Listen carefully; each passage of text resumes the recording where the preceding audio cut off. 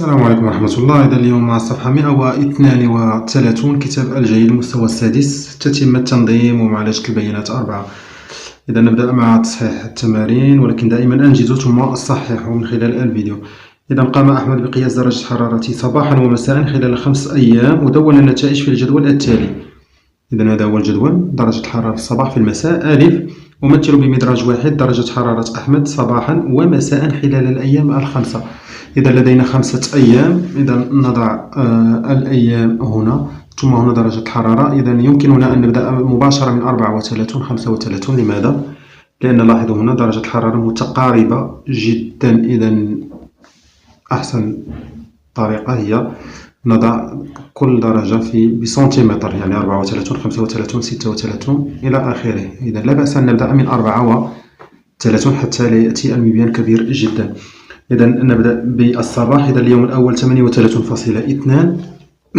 إذا بالنسبة لي اليوم الأول، إذا قلنا 38، إذا هذه هي 38، وبما أن هذه هي 39، إذا 38.1.2. إذا هنا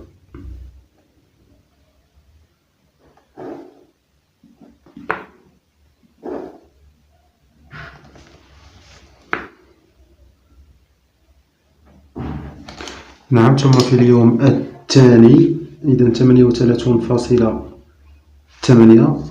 إذا 38.8. إذا هذه هي 38.8 تدريجات، يعني هنا.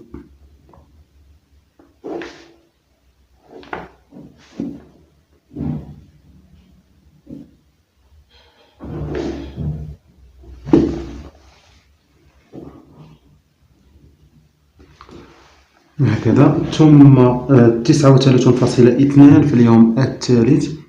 إذا 39. إذا هذه هي 39 وتدريجتان.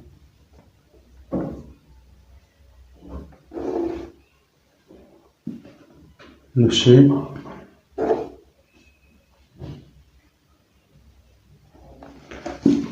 ثم نصل.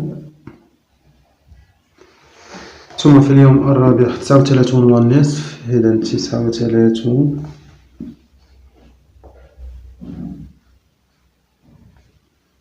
إذا هذه 39.5.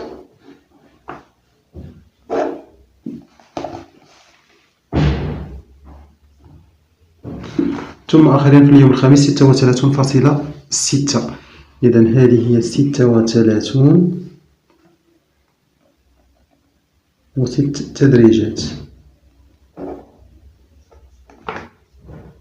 هنا أيضا 36 و6 تدريجات، ثم نصل. ثم نضع المفتاح. إذا اللون الأحمر خصصناه لدرجة حرارة أحمد صباحا. درجة حرارة أحمد صباحا. الآن نأخذ لون مغاير لنمثل بمدراج واحد درجة الحرارة في الصباح وفي المساء. إذا بالنسبة لواحد في المساء 39.5. إذا 39. إذا هذه 39.5.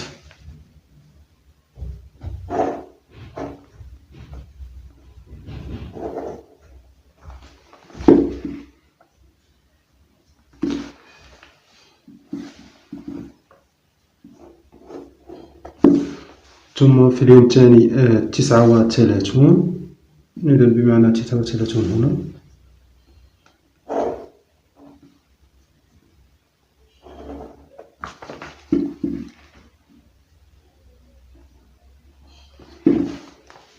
ثم في اليوم الثالث 39.5. إذا في اليوم الثالث 39.5.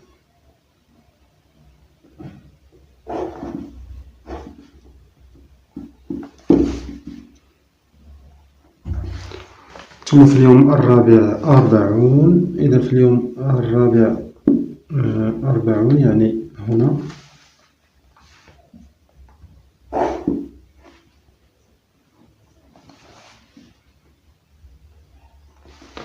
ثم في اليوم الخامس 39.2.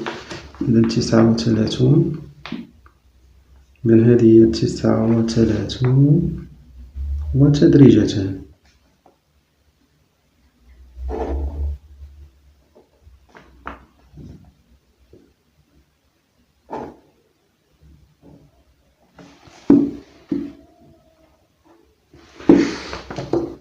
ثم نضع المفتاح. إذن هنا يمكنكم استعمال الألوان، مثلا هذا نلونه بالأزرق وهذا نلون بالأحمر، ثم نفس اللون هنا. إذن هذا درجة حرارة أحمد مساء. درجة حرارة أحمد مساء. جيد. الآن أمثل بمخطط عصوي درجة حرارة أحمد صباحا خلال الأيام الخمسة. إذا هنا نمثل الصباح فقط. إذا هذا هو نفس المبيان تقريبا الأول، ولكن هذه المرة بمبيان عصوي. إذا بالنسبة لواحد 39 ونصف. إذا 39 ونصف، ثم العصا الأولى لليوم الأول هكذا، ثم اليوم الثاني 39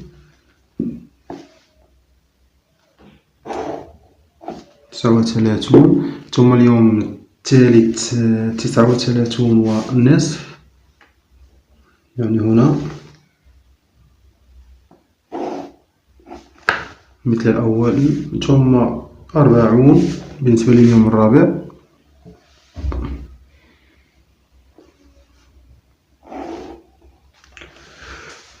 ثم اليوم الخامس 39.2. إذا 39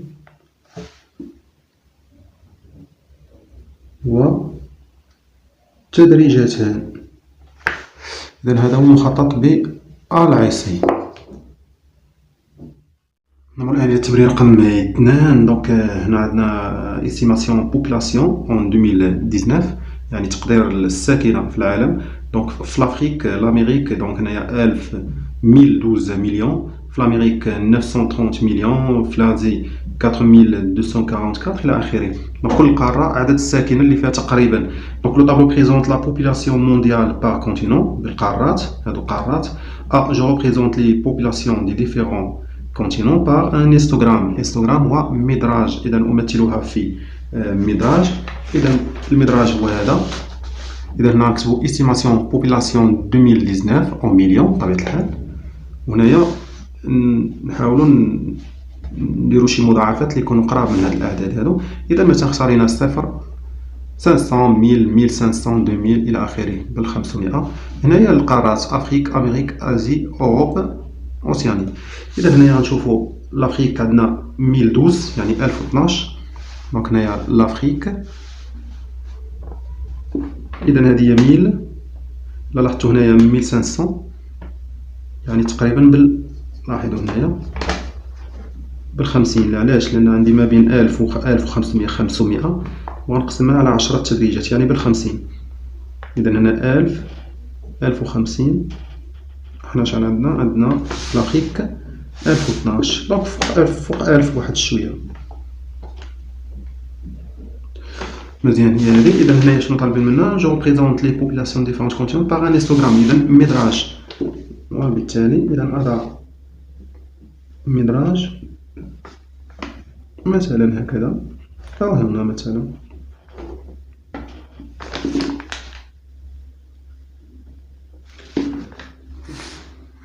في الأمريك عندنا 930. دونك هنايا 1000. إذا 930 تقريبا هنا.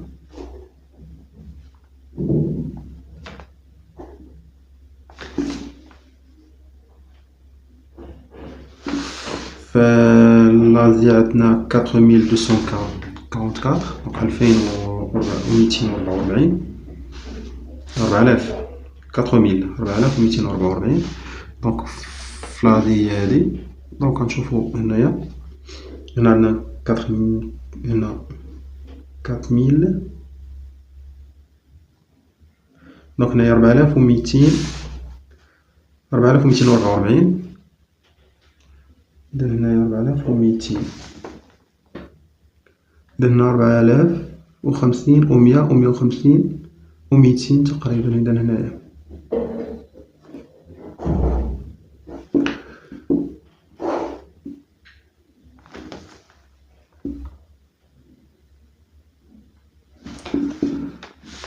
ها في الغوط عندنا 589 589. إذا هنا 500 هنا 500 و 589 تقريبا.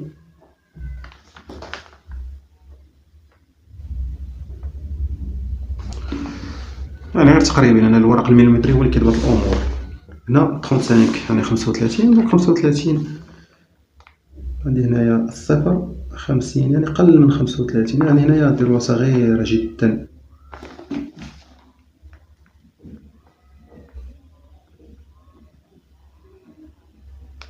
يعني هكذا. هنا لي كونتينون. مزيان. je calcule les pourcentages de chaque continent et je les représente par un diagramme circulaire. إذا هنا نحسب البورسونتاج. كنعرف بأن القاعدة إلا بغيت نحسب البورسونتاج خاصني أول شيء نعرف الكل لو تو. إذا نجمع هنا لو تو كامل. دونك 1012 930 إلى آخره. ها هما 1012 930 كاع ديال القارات. غنلقى في لا سوم 6810 مليون بطبيعة الحال.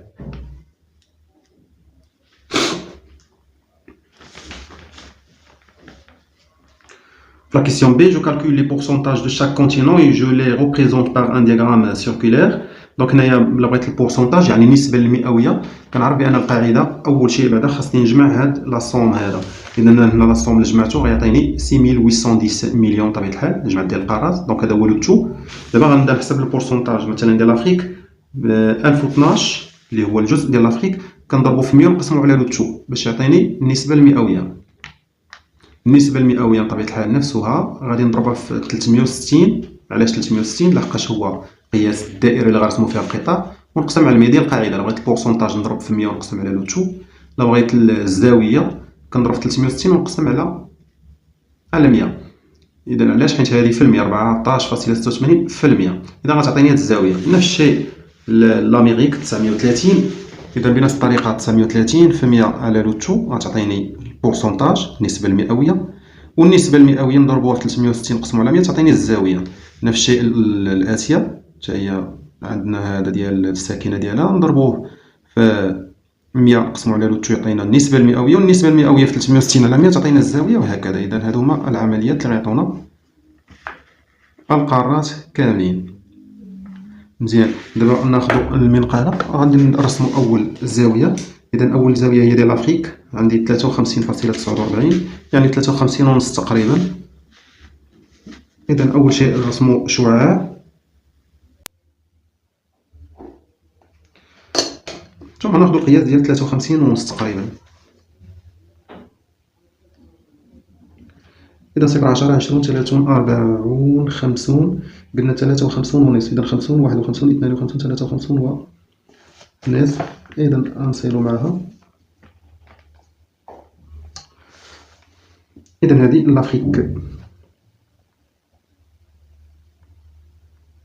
بطبيعة الحال 14.86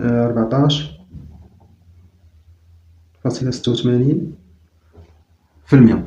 الزاوية ديال لاميريك هي 49.14 يعني قريبة من 50 تقريبا 49.14.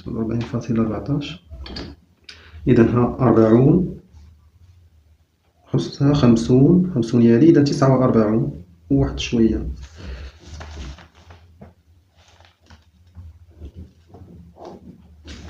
إذا هذه بالنسبة لأمريكا.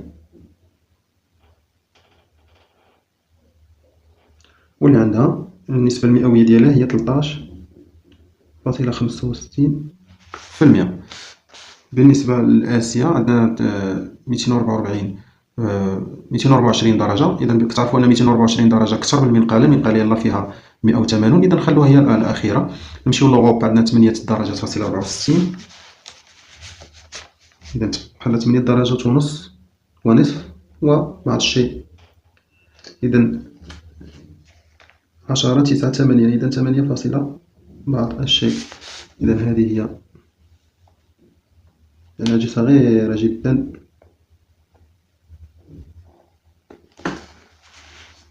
هذا ساهل بزاف. إذا منقدروش نكتبو في الوسط ديالها، إذا غنديرو غير فلاش وغنكتبو هنايا أوروب.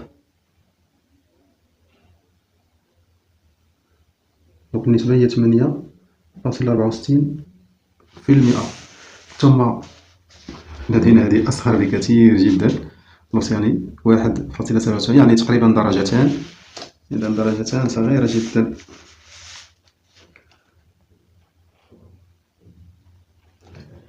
إذا درجتان 0.1 تقريبا.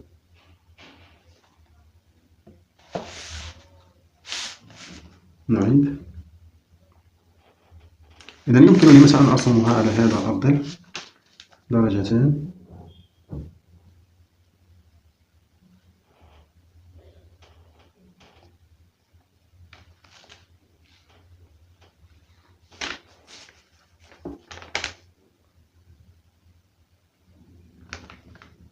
إذا 0.1 يعني هذه هي درجتان تقريبا. إذا نصلها.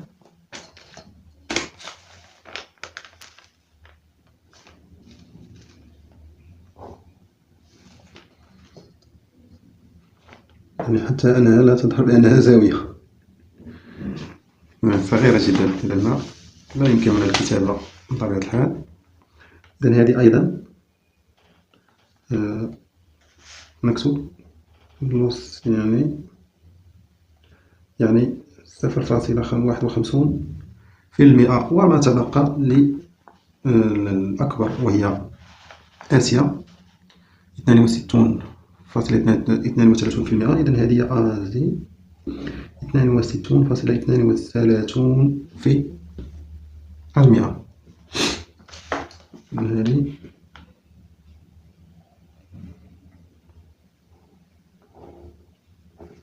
هذه زاوية صغيرة جدا. جيد. إذا نمر الآن إلى التمرين رقم 7.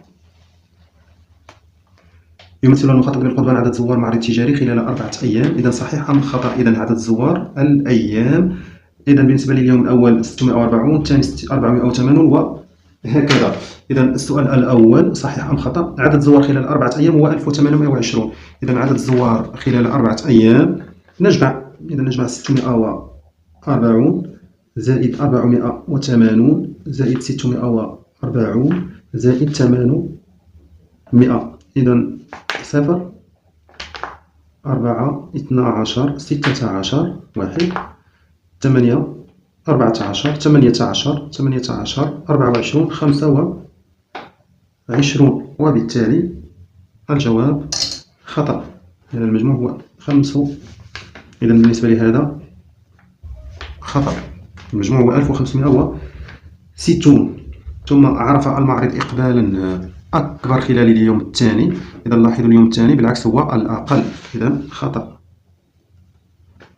بالنسبة للجملة الأولية زار العدد نفسه المعرض خلال اليومين 1 و 3. 1 640 3 640. هذه صحيح. إذا بالنسبة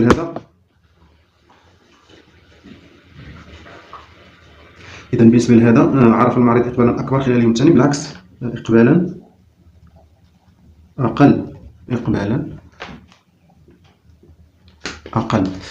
جيد. الآن أمثل بيانات المدراج بقطاع دائري وبمخطط بخط منكسر. أنظم جدول لبيانات المدراج. إذا بقطاع دائري أولا. إذا التمثيل بقطاع دائري لابد من حساب الكل. إذا هكذا. إذا الكل المجموع هو 2560. الآن نحسب الزوايا. إذا بالنسبة لليوم الأول 640. القاعدة دائما ضرب 360 قسمة الكل. لماذا ضرب 360؟ لأنه هو قياس الدائرة. إذا نحصل على 90 درجة. بالنسبة لليوم الثاني نفس الشيء 480 نضرب في 360 قسمة الكل نحصل على الزاوية. اليوم الثالث اليوم الرابع. الآن نأخذ المنقادة كالعادة ونمثل.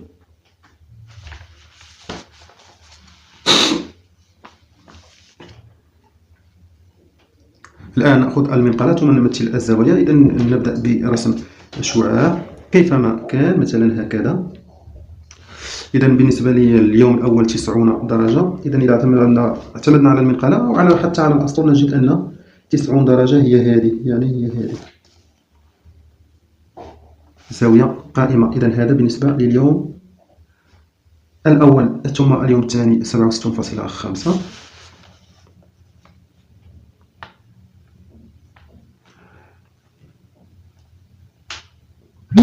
إذا الصفر،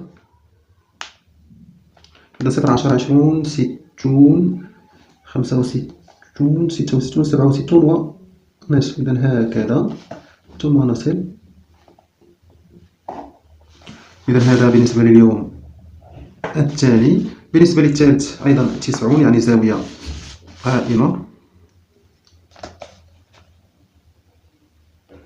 إذا هكذا. إذا 90 هي هذه.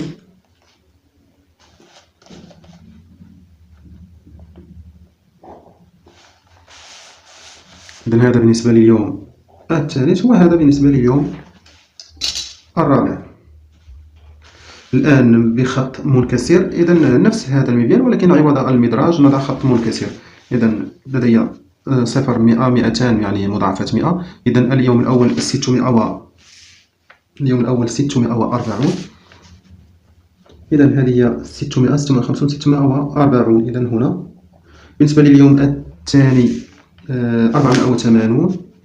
إذا 400 450 480. بالنسبة لليوم الثالث نفس اليوم الأول. وبالنسبة لليوم الرابع 800 يعني هنا. إذا نريد بخط منكسر، بمعنى نصل بين الأيام الأربعة. اليوم الأول مع الثاني مع الثالث مع الرابع. إذا هذا هو المبيان بخط منكسر. ثم أخيرا أنظم جدول بيانات المدراج. إذا لدي اليوم الأول 640، في اليوم الثاني 480، في اليوم الثالث نفس اليوم الأول، وفي اليوم الأخير 800. إذا الأيام عدد الزوار. نمر الآن إلى التمرين رقم 8. يمثل المخطط عدد الزيارات التي قام بها مفتش للأقسام خلال السنة. إذا ألف، ما عدد الزيارات التي قام بها المفتش خلال السنة؟ إذا عدد الزيارات، لاحظوا هنا الشهور بالسنة، هنا عدد الزيارات، عدد الزيارات. إذا نحسب عدد الزيارات. لدينا هنا 2 زائد 4 زائد 3 زائد 5 زائد 1 إلى آخره. إذا عدد الزيارات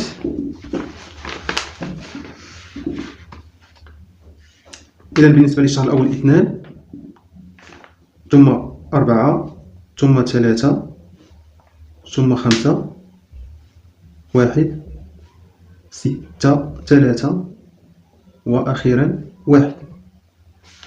إذا 2 4 6 8 2 4 6 8. إذا 6 9 14 20 24 25 زيارة. بالنسبة لباقي عدد الشهور التي لم يقم فيها المفتش بزيارة للأقسام كاين هذا. إذا يناير فبراير مارس. إذا كاين أبريل ويوليوز غشت. إذا نكتب إذا أبريل. إذا ما عدد الشهور التي لم يقم فيها المفتش بزيارة للأقسام؟ إذا كاين هذا يناير، هذا فبراير، هذا مارس. إذا أبريل 1 ثم يوليوز وغشت 3 أكتوبر 4. إذا 4 أشهر، 4 أشهر، وهي إذا أبريل ثم يوليوز ثم غشت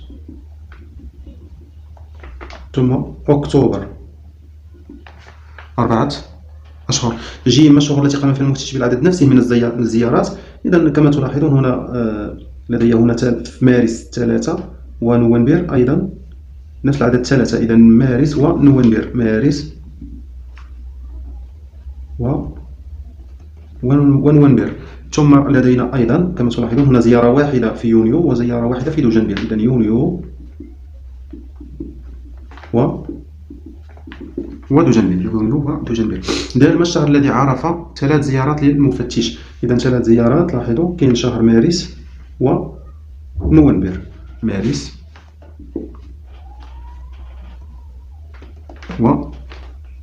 ونوفمبر. جيد. نمر إلى الأخير. عندنا هنا ان طابلو فيه لي كلاس، فيه سي بي سي إلى آخره، فيه لي في لي غارسون والإفكتيف توتال يعني المجموع. جو ريكوبي لو طابلو سيغ مون كايي جو لو رومبلي. إذا نحاول إتمام الجدول. إذا كما تلاحظون لدي هنا لي في 15 عدد الإناث 15 وليفيكتيف توتال يعني المجموع 31. إذا أردت لي غارسون 31 ناقص 15 تعطيني 16. بالنسبة هنا 14 زائد 18 هي 32. بالنسبة لي هنا عدد الإناث 28 ناقص 10 18. 35 ناقص 20 15. إذن المجموع يعطيني 30 لأن هذا المجموع، وهذو الإناث وهذو الذكور. جيد. الآن بي جو ريبريزونت افيك ان هيستوغرام ليفيكتيف توتال دي 5 كلاس. دونك هيستوغرام يعني ميتراج، ولكن ليفيكتيف توتال يعني هذا. إذا ليفيكتيف توتال عندنا هنايا في السي بي هادو لي كلاس، وهنايا ليفيكتيف توتال. ليفيكتيف توتال عندنا هنا 31 في السي بي. إذا هنا 31 لدينا هنا 30 هنا 31 ونرسم ميتراج.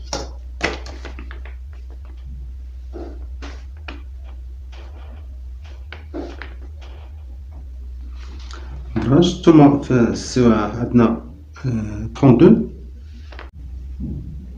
خصني نطلع حتى 32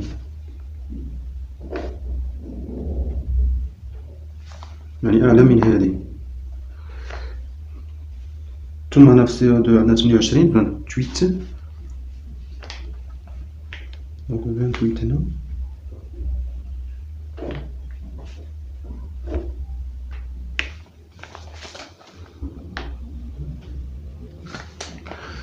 هنا في السي ام عندنا 35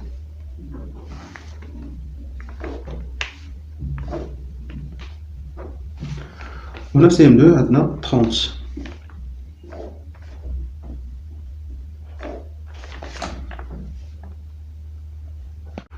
نحاولوا هادو يكونوا بنفس السمك، يعني انا درت هذا مثلا رقيق وهذا غليظ، حاولوا نتوما ديروا نفس السمك تقريبا، فهمتي، ديروا نفس السمك هنايا.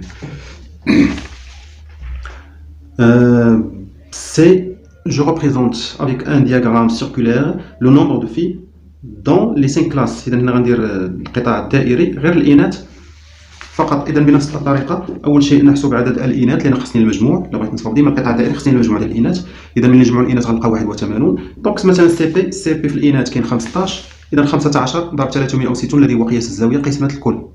نفس الطريقة للسي او 1 حتى هو نفس العملية نفس العملية نفس العملية نفس العملية. دائما نضرب في 360 لأنه هو قياس الزاوية ونقسم على الكل عدد الإناث الكلي. هنايا الجزء ديال كل قسم.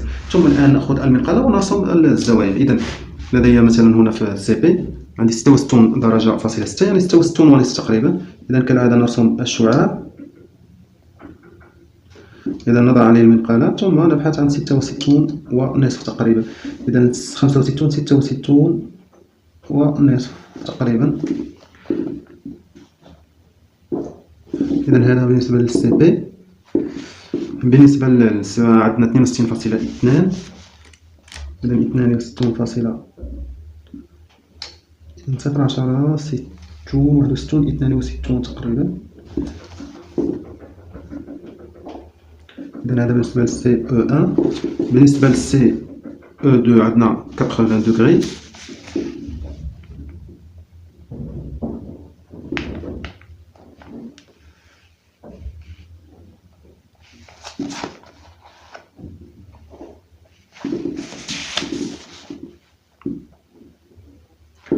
وبالنسبة لهنايا السي ام 1 عندنا 88.8.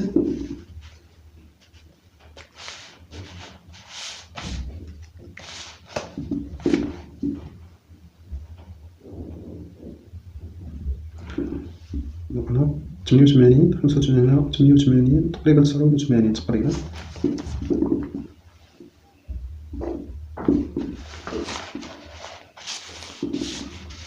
إذا هذا السي ام 1 والسي ام 2 بقات ليها 62.2. إذا إلى هنا انتهت تمارين صفحة 132. شكرا على استماعكم والسلام عليكم ورحمة الله.